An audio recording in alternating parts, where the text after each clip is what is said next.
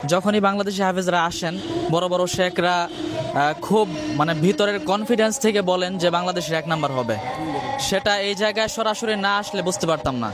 মারুফ যখন তেলাওয়াত করতেছিল আমার হাতে মোবাইল ছিল, মোবাইল কাঁপতেছিল, মনে হয় যে সকলের কাছে দোয়া চাচ্ছি যেন বাংলাদেশের সম্মানটা রাখতে পারি।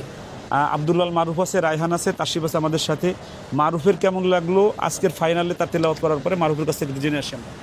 আলহামদুলিল্লাহ, আসলে কিভাবে শুকরিয়া আদায় করবো আমি বুঝতে পারছি না।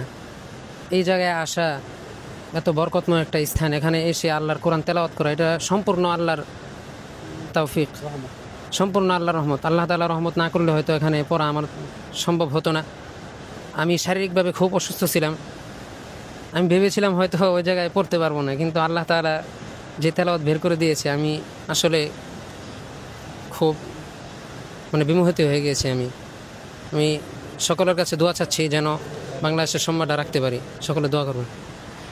আমাদের সাথে তাশরিফ আছে। তাশরিফের আজকের এই ফাইনাল কেমন লাগলো এবং পুরো প্রতিযোগিতাটায় তার থেকে বাইতুল্লাহর মধ্যে থেকে কেমন লাগছে আমরা এই বিষয়টা জেনে আসি। জীবনের সবচেয়ে আনন্দের সময় যদি আমি বলি তাহলে আমি মনে করবো যে এইটাই মনে হয় জীবনের সবচেয়ে আনন্দের সময়। মারুফ যখন তেলাওয়াত করতেছিল আমার হাতে মোবাইল ছিল, মোবাইল কাঁপতেছিল, মনে হয় যে আর যখন এক হাত বাকি আছে তখন ভাবতেছিলাম যে যদি এক হাতে শেষে কি নার্ভাস হয়ে যায় কিনা। আবার একদিকে অসুস্থ, আবার এত বড় একটা স্টেজ হারাম শরীফের ভিতরে তেলাওয়াত করা, সেই জায়গায় আমি ভেবেছিলাম যে একটু কষ্ট হয়ে যাবে, তেলাওয়াত মনে হয় সুন্দর হবে না, পড়াটা বিনা লোক পারতে পারে, কিন্তু এত মধুর তেলাওয়াত হয়েছে মনে হচ্ছিল যে মধু ঝরছে। আল্লাহ আকবার। আলহামদুলিল্লাহ, ইনশাআল্লাহ বাংলাদেশ বিজয়ী হবে। ইনশাআল্লাহ 20 তারিখে রেজাল্ট দিবে, সেই অপেক্ষায় আমরা আছি। আগস্টের 20 তারিখ ইনশাআল্লাহ ফাইনাল রেজাল্ট ঘোষণা হবে। আমি রায়হান ছিল আমার সাথে, রায়হান লাইভ দিয়েছিল। রায়হানের কেমন লাগছে আমি একটু রায়হানের কাছ থেকে জেনে আসি। আলহামদুলিল্লাহ, বাংলাদেশের হাফেজদের মধ্যে মহান আল্লাহ তাআলা এমন একটি শক্তি দান করেছেন যে যখনই বাংলাদেশি হাফেজরা আসেন বড় বড় শেখরা খুব ভিতরের কনফিডেন্স থেকে বলেন যে বাংলাদেশের 1 নাম্বার হবে। সেটা এই জায়গায় সরাসরি না আসলে বুঝতে পারতাম না। তো আলহামদুলিল্লাহ, আমাদের আর রায়হান ইন্টারন্যাশনাল গর্বিত ছাত্র আব্দুল্লাহ মারুফকে আমরা অভিনন্দন জানাই এবং মনের গভীর থেকে তার প্রতি ভালোবাসা জানাই এবং আল্লাহর কাছে এই মক্কায় দাঁড়িয়ে দোয়া করছি আল্লাহ যেন আমাদের বাংলাদেশকে এবং আব্দুল্লাহ মারুফকে যেন প্রথম স্থান অধিকার করার তৌফিক দান করেন। আমিন। দেশবাসীর কাছে দোয়া চাই আল্লাহ যেন আমাদের বাংলাদেশকে যেন বিজয়ী করেন।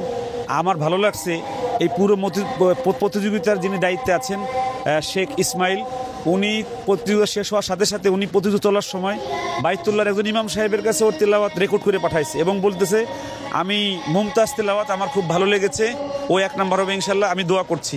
তো আমরা একটু শেখের মুখ থেকে শুনে আসি আমাদের মারুফের তেলাওয়াত কেমন লাগছে। বিসমিল্লাহির রাহমানির রাহিম, আলহামদুলিল্লাহ ওয়াসসালাতু ওয়াসসালামু আলা রাসূলিল্লাহ।